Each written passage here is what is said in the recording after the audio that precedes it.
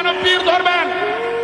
আপনাদের মৌলবীরা বলছেন ডাইরেক্ট আল্লাহ, আপনাদের ইমামরা বলছেন ডাইরেক্ট আল্লাহ, আপনাদের হাফেজ মাওলানা কারি সাহেব তারা বলছেন আল্লাহ ছাড়া কেউ নেই, কোন ওলি পীর ধরার দরকার নেই। তাহলে ফাজাইলে আমলে বলা হচ্ছে যে পীর ধরতে তলাশ করো, পীর ধরো, মুর্শিদ ধরো। কেন কেন ধরবেন আপনি? কথাটা বলা আছে শুনুন। কি কারণ? তিনি তোমাকে আল্লাহর সান্নিধ্যে পৌঁছে দেবে। পীর কেন ধরবে? মাস্টার কেন ধরবে?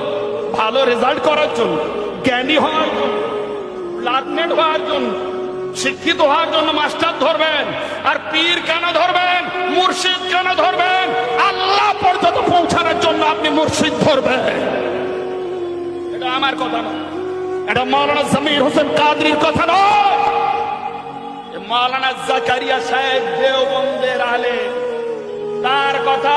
আর এই বইটা যদি আপনারা খোঁজ করেন বহু মসজিদে মসজিদে পেয়ে যেতে পারেন। ফাজাইলে আমল, ফাজাইলে আমলে বলা হচ্ছে পীর ধরো। সেটা আমরা যখন বলি হারাম হয়ে যায়, নাজায়েজ হয়ে যায়, তাহলে ভাই আমরা তোমাদের বই থেকে তো বলছি, তাহলে তোমাদের বইটাকে ভুল লেখা আছে?